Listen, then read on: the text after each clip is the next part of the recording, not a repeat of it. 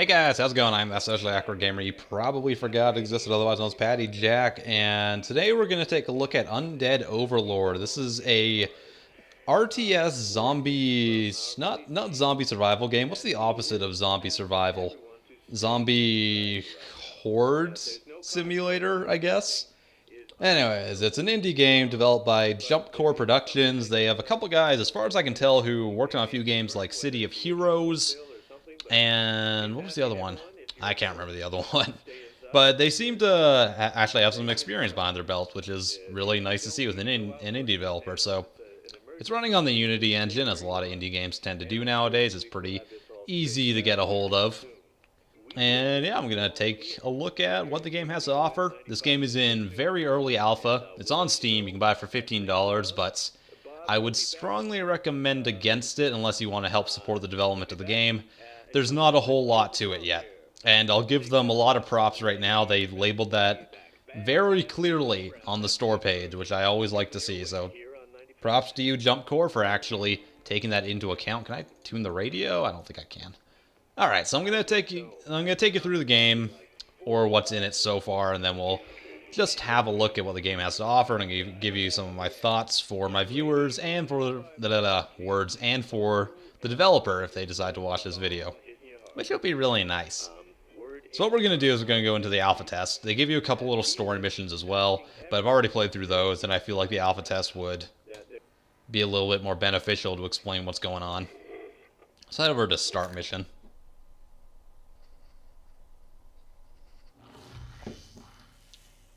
Okay, this is kind of like a sandbox little mode that you can do whatever you want in. Alright, so this is Undead Overlord. Now, you're probably thinking, oh no, more zombie games. I don't want to shoot and kill zombies anymore. Well, you don't. You are the zombies in this one. So, it's a top-down RTS where you control a zombie horde, and you do zombie horde things like blow up toilets for some reason. That's a thing in this game. It's an entire mechanic, apparently. Although the zombies seem to have trouble figuring that out sometimes. The zombies sometimes forget what mechanics are in this game, I've noticed. Just watch him try to blow up the toilet. There we go. That's what we like to see. Let's cause some chaos on the map. So in this game, you control a bunch of zombies, and you can go into various buildings. I think pretty much every building I've been in so far, I could actually enter one way or another. And the way you do that is you break down doors or you go through doorways and stuff. As you can see the zombies doing right here. Is there another door anywhere? No. Well, anyways, if there was a door there, you just right-click on it, and your zombies would frickin' destroy it and all that. So you can, in the sandbox mode, I can place more zombies just for fun, for giggles and stuff. I can also place goats. I don't know how to place regular humans in this mode. I really don't.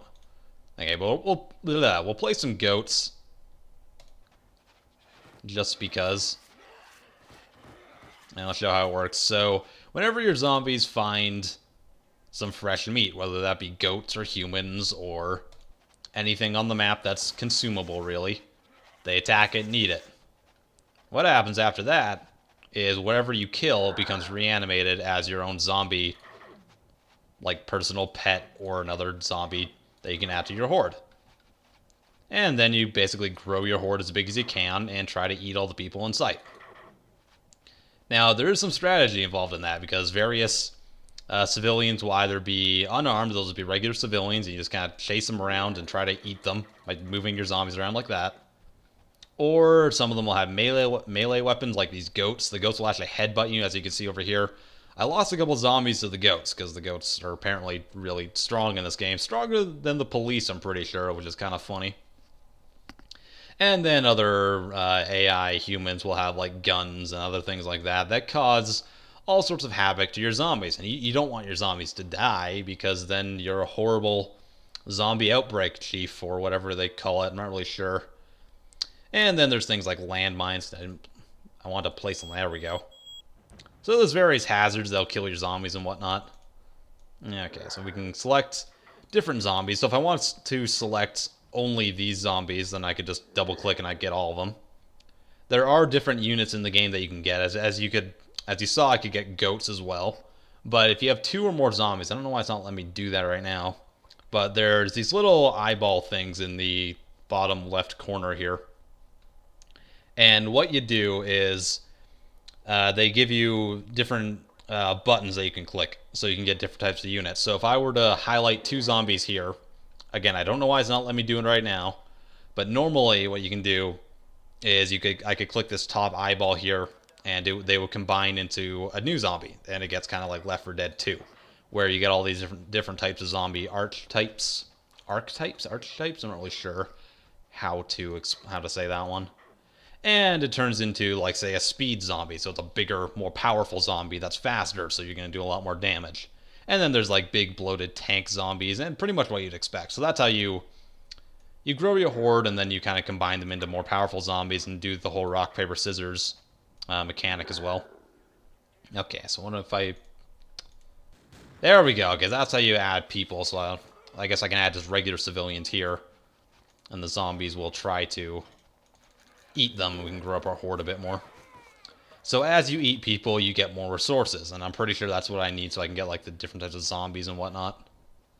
So we'll add in a couple more civilians, let them get eaten, let them get it. And then hopefully... they just ran to the landmines. Okay, that's a thing. Okay. So let's combine 2 zombies and make a speed zombie.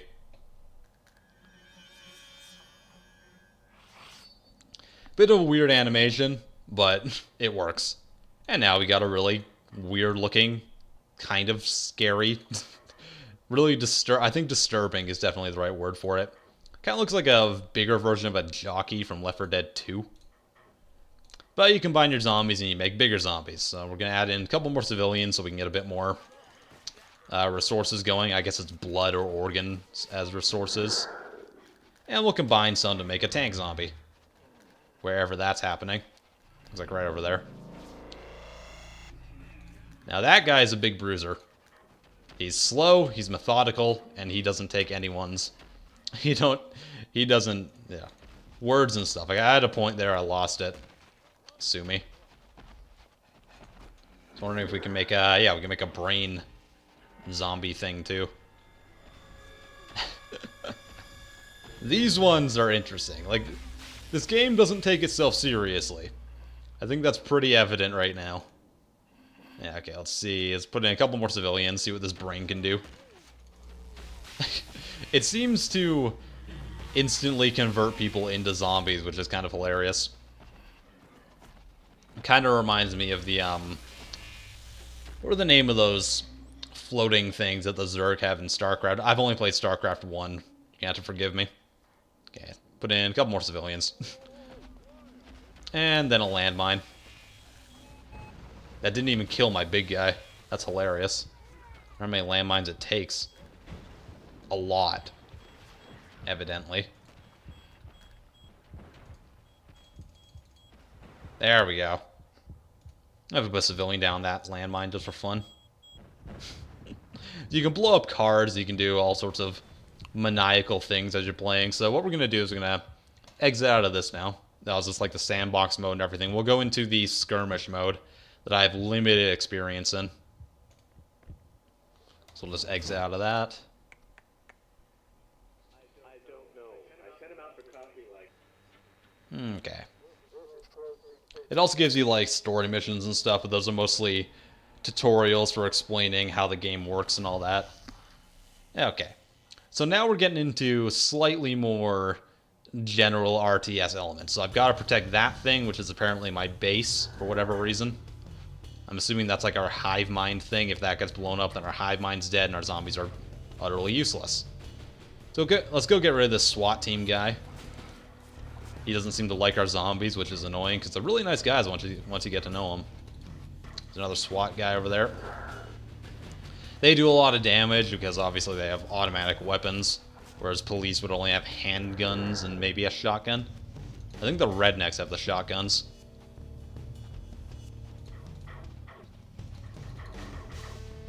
So I'm not sure...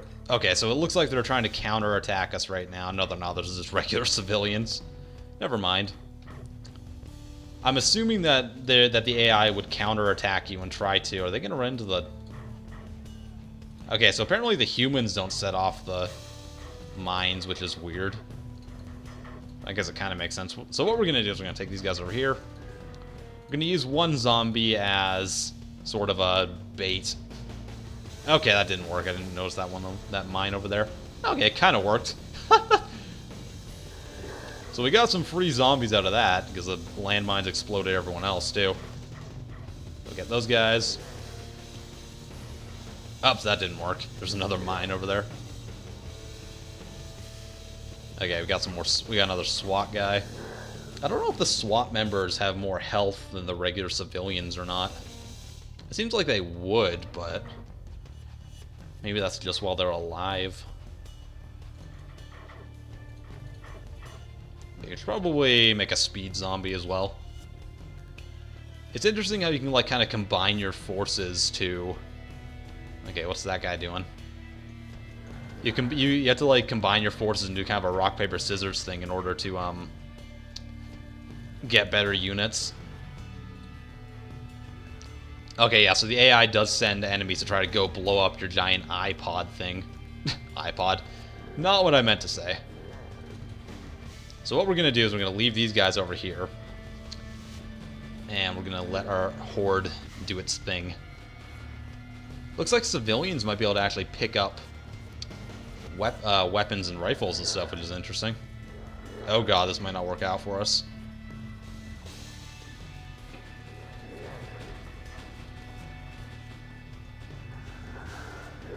So I'm going to keep those guys down there to kind of hold down the fort for a little while. What we'll do is we'll make a big tank guy.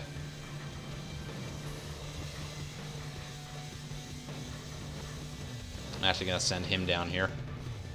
Send these guys up. I don't think they want to mess with that thing. That thing is like a troll from Lord of the Rings or something. Okay, let's try to get further up here. So, the general RTS elements in this game are very...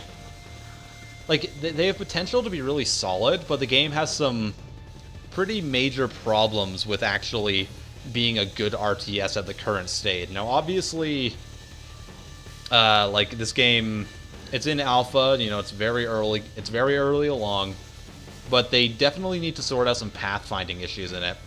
That's the first thing I noticed while I was playing this game, because the zombies will often get stuck in doorways, they won't be able to break down certain doors, there'll be, like, weird invisible walls where there shouldn't be. Like, I've run into a couple instances where I broke a door, but my zombies couldn't go through it. So that needs to be fixed. Like, priority number one is the pathfinding and the AI mechanics. That guy's a baseball bat. It looks like they're throwing rocks and stuff at us. And in order for you to have a good RTS, not just a good horde game, you need to have these pathfinding issues sorted out. And the game's also missing pretty standard things like being able to set your units into guard mode or like attack mode or like patrol mode and stuff like that. And you could argue that zombies don't necessarily need to... I'm probably going to lose this now, but whatever. You could definitely argue that zombies are supposed to be stupid, but, you know, in my opinion, you shouldn't be sacrificing the enjoyment of your game or solid mechanics for realism, or for thinking like, well, a zombie couldn't really go on patrol mode, but at the same time, you need your units to be able to do that in order to be a functioning RTS. Especially, I'd assume that's why they put the hive mind mechanic in here, because that's essentially what they're doing. Is they're giving you the ability to be able to, like, logically reason, be able to control zombies and have them not be completely mindless. So that definitely needs to be fixed. But other than that, I mean, the game's coming along pretty solid, to be honest. I mean, it looks like a Unity game, there's no doubt about that. It's not the best looker in the world, that's definitely apparent, but I'm not too worried about that. It's got it where it counts. The sound design's pretty decent at this stage. The music's halfway decent as well, and then... yeah, I mean, It's really just the AI and the pathfinding that has some issues right now. I like the different unit types. I'd like to see more units, definitely. But again, early alpha, what do I really expect out of it? Okay. I don't know how much damage our tank's almost dead, so that's not ideal. If I double click on all of them, I can bring everyone out to go fight those guys. Our tank's gonna die now, which is unfortunate.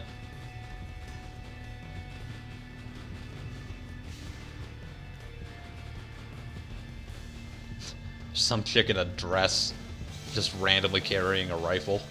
I mean, in zombie apocalypse it makes sense, but I think she wouldn't even be wearing a dress in this scenario. Okay, so obviously that didn't go very well for us.